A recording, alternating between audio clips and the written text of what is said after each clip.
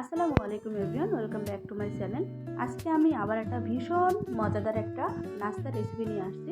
তো আজকে আমি তৈরি করে দেখাবো ডিম আলু দিয়ে মজাদার একটা নাস্তা। এই নাস্তাটার কি নাম দিব আপনারা একটু দিয়ে দিন, আমি কিন্তু ভেবে পাচ্ছি না। তো চলুন আর কথা বাড়াবো না। তো এখানে আমি একটা বল নিয়েছি, এখন বলে আমি দিয়ে দেবো 1 কাপ ময়দা।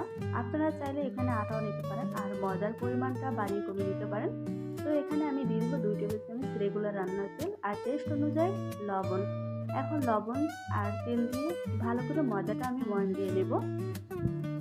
এখানে এই ডোটা এমনভাবে তৈরি করতে হবে যেমন আমরা পরোটা খাই ওই রকম করে ডোটা তৈরি করতে হবে, যেমন রুটি খাই ওই রকম করে না। তো এখানে আমি কিন্তু নর্মাল টেম্পারেচারে অল্প অল্প করে পানি দিব, একেবারে দিব না। তো আপনারা তো দেখলেই বুঝতে পারবেন, এত বলে দেওয়া লাগে না, বিশেষ করে আপনারা দেখলেই বুঝতে পারবেন। তো এখানে আমি কিন্তু আরও একটু পানি দিয়েছি। তো এখন আমি এখানে একটা সফট ডো তৈরি করে নিব। আর এই ডোটা আমি প্রায় 20 থেকে 15 মিনিট রেস্টে রেখে দেবো। আপনাদের হাতের কাছে যদি সময় না থাকে তো একটু কম রাখতে পারেন। তো এখানে আমি নিয়েছি সিদ্ধ আলুগুলো আমি যখন গরম ছিল তখন ভালো করে ম্যাশ করে নিয়েছি। তো এখানে আমি কিছু উপকরণ দিব। তো এখানে আমি একটা পেঁয়াজ কুচি একদম ছোটো ছোটো করে দিয়ে দিলাম। তো দিয়ে দিলাম একটা চিলি ফ্লেক্স। তো আপনারা বাসায় চিলি ফ্লেক্স তৈরি করতে পারেন, তো ওটাই দিয়ে দেবেন। তো দিয়ে দিলাম আমি হাফ টেবিল চামচ জিরার গুঁড়া ভাজা।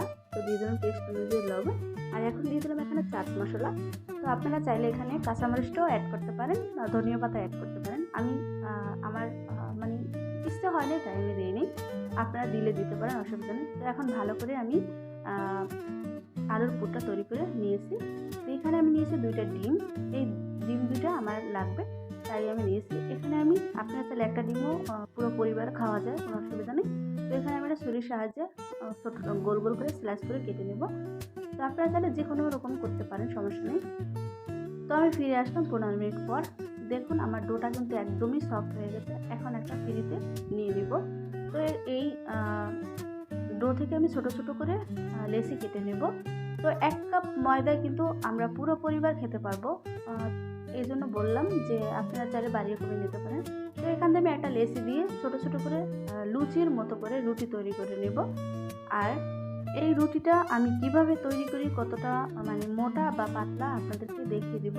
তো এখানে আমি নিয়েছি একটু মানে আটা নিয়েছি বা ময়দা নিয়ে তারপরে রুটিটা তৈরি করে নেব। তো আমার একটা তৈরি করা শেষ, আমি বাকিগুলো তৈরি করে নেব। আপনারা চাইলে বড় একটা রুটি করে তারপর কাঁটার দিয়ে কেটে নিতে পারেন, কোনো অসুবিধা নেই। তো দেখুন এরকম করে কিন্তু পাতলা করতে হবে, কারণ এখানে কিন্তু ডাবল হবে রুটি যখন আমি নাস্তাটা তৈরি করব তখন। তো এখানে আমি এখন একটা রুটির উপরে আমি এখন দিয়ে দেবো আলুর পুরটা। তো আমি অল্প অল্প করে পুরটা দিয়েছি, আপনারাও একটু অল্প করে দেওয়ার চেষ্টা করবেন। তো এখন আমি দিয়ে দেবো 1 পিস ডিমের স্লাইস আর ডিমের উপরে। এখন আমি এই রুটিটার সাইডে সিল করার জন্য পানি দিয়ে দিব। এখানে একটু পানিটা দিবেন, তাহলে কিন্তু সিল করাটা ভালো হবে। এই কাজটা কিন্তু অবশ্যই করবেন। তো দেশ এবং দেশের বাইরে থেকে ভাইয়া অ্যান্ড আপুরা যারা আমার ভিডিওটা দেখছেন তাদেরকে অনেক অনেক ধন্যবাদ আমার চ্যানেলে পাশে থাকার জন্য আর আমার ভিডিও দেখার জন্য। তো আমি কিন্তু আরও একটা রুটি দিয়ে দিছি। এখন সাইড থেকে কিন্তু ভালো করে চেপে চেপে কিন্তু মুখটা বন্ধ করে দিতে হবে। আর আমার চ্যানেলে আমি সবসময় কিন্তু সহজ রেসিপি দিয়ে থাকি, আপনার কিচেনে যা থাকে তাই দিয়ে মানে তৈরি করতে পারবেন। আমি এরকম রেসিপি দেখাই, সহজ রেসিপি। আপনারা চাইলে আমার চ্যানেলটা একটু ভিজিট করতে পারেন প্লিজ। তো দেখুন একটা তৈরি করা শেষ, এভাবে আমি সবগুলো তৈরি করে নেব। তো আমার দেখুন তৈরি করা শেষ। এখানে আমার প্রায় 6টার মতো হয়েছে, আরও আছে, ওগুলো আমি অফ ক্যামেরা বানিয়ে নিব। তো দেখুন কতটা সুন্দর হয়েছে। তো এভাবে আপনারা সবগুলো তৈরি করে নেবেন, আপনারা তৈরি করে নেবেন।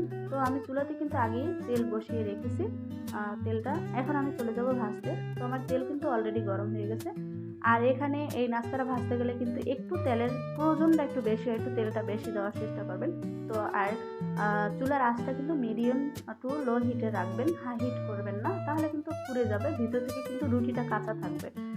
তো আমি এভাবে কিন্তু ভেজে নেব। এখন কিন্তু আমি উল্টে পাল্টে তারপরে এখানে আমি কিন্তু বেশি কালার করব না, হালকা কালার করব। আপনারা চাইলে এখানে গোল্ডেন কালার করে ভেজে নিতে পারেন। তো আমার কিন্তু ভাজা শেষ। এখন আমি এগুলো তুলে তারপর বাকিগুলো অফ ক্যামেরায় ভেজে নেব। সব তো আর দেখালে ভিডিওটা বড় হয়ে যাবে, তো আপনারা বুঝে নেবেন। তো তো আমি এখন একটা স্ট্যান্ডের সাহায্যে তেল ঝরিয়ে তুলে নিব। তো আশা করি আপনাদের কাছে ভিডিওটা ভালো লাগছে। তো যদি ভালো লাগে অবশ্যই সুন্দর একটা কমেন্ট করবেন আর সবার কাছে একটু শেয়ার করে দিবেন প্লিজ। আর আপনারা সত্যি ভিডিও দেখেন, কেউই লাইক করেন না, লাইক দিতে ভুলে যান।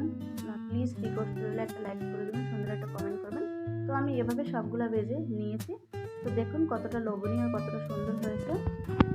তো আপনারা চাইলে এই রমজানে বাসায় এই নাস্তাটা তৈরি করতে পারেন আর বাচ্চাদের টিফিনও দিতে পারবেন। আর যখন রমজান শেষ হয়ে যাবে, রমজানেও কিন্তু রমজান শেষে বিকেলে ওই নাস্তাটা তৈরি করে চায়ের সাথে খেতে পারবেন। তো সবাই ভালো থাকবেন, সুস্থ থাকবেন। দেখা হবে নতুন কোনো ভিডিও নিয়ে। আর আমি একটা আপনাদেরকে ছিঁড়ে দেখাচ্ছি, দেখুন কতটা লোভনীয়। তো সবাই ভালো থাকবেন, দেখা হবে। টাটা, আল্লাহ হাফেজ।